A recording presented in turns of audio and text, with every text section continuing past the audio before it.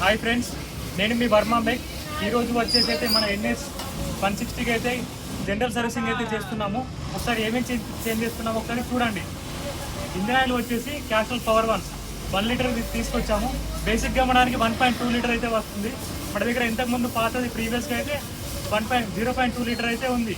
దీనికైతే Castrol engine shampoo అయితే తీసుకొచ్చాను. ఇంతకుముందు డీజిల్ పెట్రోల్తో కడిగి వీడియోలు అయితే చేసాము. ఇప్పుడైతే ఈ ఇంజన్ షాంపూతో అయితే మన బైక్ని అయితే ఇంజన్ టచ్ చేయడం జరుగుతుంది. తర్వాత వచ్చి ఆయిల్ ఫిల్టర్. ఆయిల్ చేంజ్ చేసిన ప్రతిసారి అయితే ఆయిల్ ఫిల్టర్ అయితే నేను చేంజ్ చేస్తాను.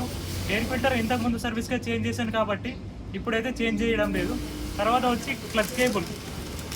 ఈ క్లచ్ కేబుల్ కూడా మన బండికి అయితే ఇప్పుడు ప్రజెంట్ అయితే వేస్తున్నాము. మనం వచ్చేసి క్యాస్ట్రాల్ది ఇంజన్ షాంపూ అయితే తీసుకొచ్చినాము. 70 ml ఉంటుంది. దీని ప్రైస్ వచ్చేసి 150 రూపీస్ అయితే ఉంది. పాత బండ్లకు పెట్రోల్ డీజిల్తో క్లీన్ చేసుకుంటే పర్వాలేదు, కానీ ఈ కొత్త బైకులకు మాత్రం ఇలాంటివి ఇంజన్ షాంపూలు మోతులువి లేదా ఈ క్యాస్ట్రాల్వి దొరుకుతున్నాయి. మోతుల్లో అయితే ఇంజన్ ఫ్రెష్ అని ఉంటుంది, ఈ క్యాస్ట్రాల్లో అయితే ఇంజన్ షాంపూ అని ఉంటుంది. ఫస్ట్గా వచ్చి ఈ షాంపూని అయితే ఆయిల్ తీయకముందే ఇంజన్లో అయితే పోయాలి. ఓకే, ఆ షాంపూని ఇంజన్లో పోసిన తర్వాత ఒక 5 మినిట్స్ అయితే బైక్ని ఆన్లో ఉంచాలి.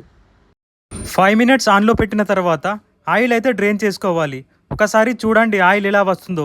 నాకైతే ఇది వర్కౌట్ అయినట్టే అనిపిస్తుంది.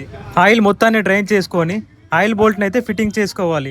నేనైతే ఆయిల్ చేంజ్ చేసిన ప్రతిసారి ఆయిల్ ఫిల్టర్ని చేంజ్ చేస్తాను. మీరు కూడా చేంజ్ చేసుకోండి.